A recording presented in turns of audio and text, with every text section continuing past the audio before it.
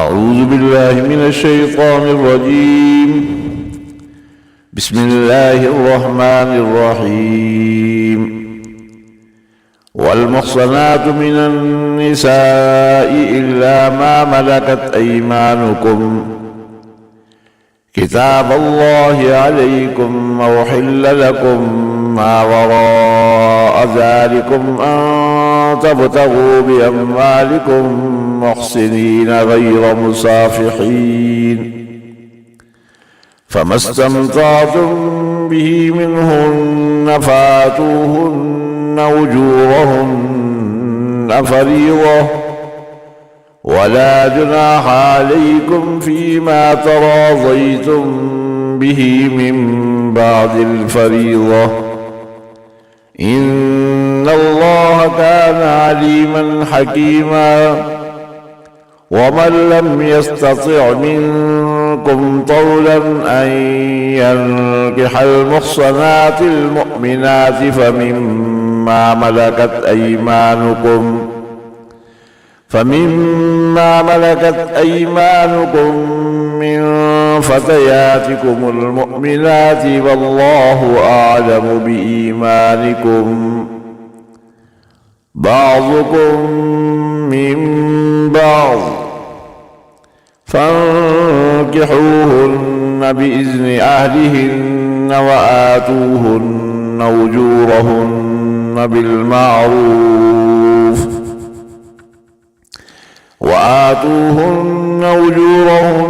بالمعروف محصنات غير مسافحات ولا متخذات أخدان، فإذا أحصن فإن أتين بفاحشة فعليهن نصف ما على المحصنات من العذاب، ذلك لمن خشي العنة منكم، أن تصبروا خير لكم، والله غفور رحيم.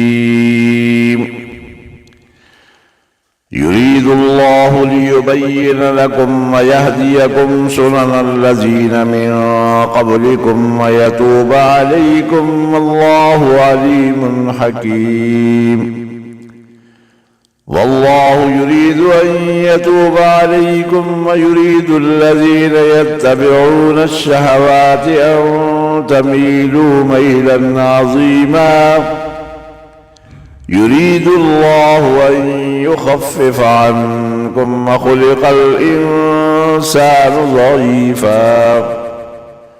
يا أيها الذين آمنوا لا تأكلوا أموالكم بينكم بالباطل إلا أن تكون تجارة عن تراض منكم، ولا تقتلوا أنفسكم، إن الله كان بكم رحيما.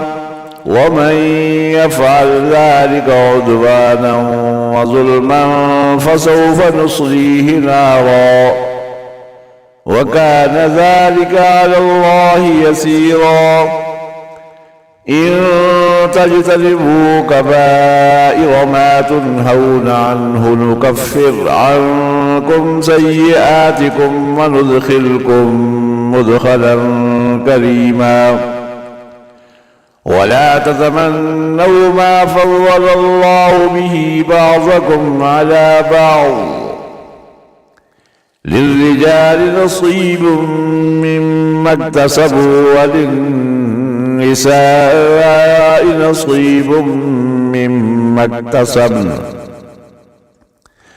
واسألوا الله من فضله، إن الله كان بكل شيء عليما. ولكل جعلنا موالي مما ترك الوالدان والأقربون، والذين عقدت أيمانكم فآتوهم نصيبهم، إن الله كان على كل شيء شهيدا. صدق الله العظيم.